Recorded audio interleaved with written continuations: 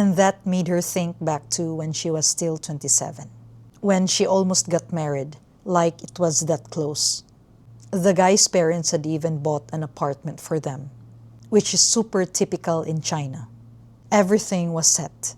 But Li Wei felt this crushing weight of expectations, the pressure of expectations. Not just about the wedding, but about having a baby too.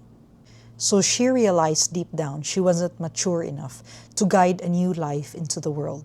She didn't want to say I do just because the clock is ticking.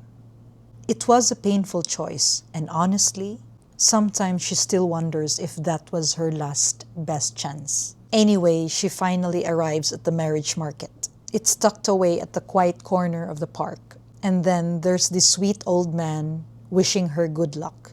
He was at the entrance, and he also mentioned to her that he's been married for 48 years. It's sweet, right? And then the entrance of the park reminded her of a wedding arch. But once she went inside, chaos. The park was packed with stressed out parents, and there were these A4 laminated sheets everywhere, like laundry hanging out to dry, with details of different men and women, age, education, salary, height, and other detailed requirements. Everything was condensed into one page. Parents were trading info about their kids like they were swapping recipes.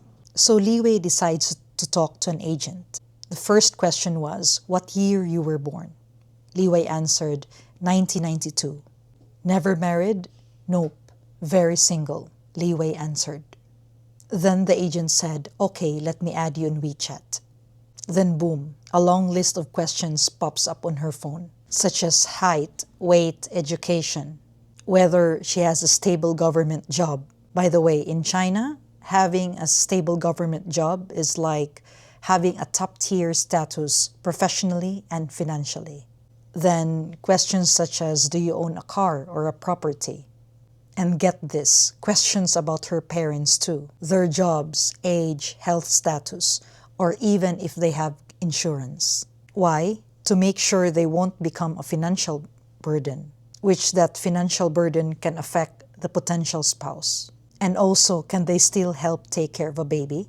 Because in Chinese culture, the grandparents, most especially the grandmothers, help take care of the little ones while the couple works. At that moment, Li Wei felt like her entire life has been reduced to a checklist, a technical risk and reward evaluation model.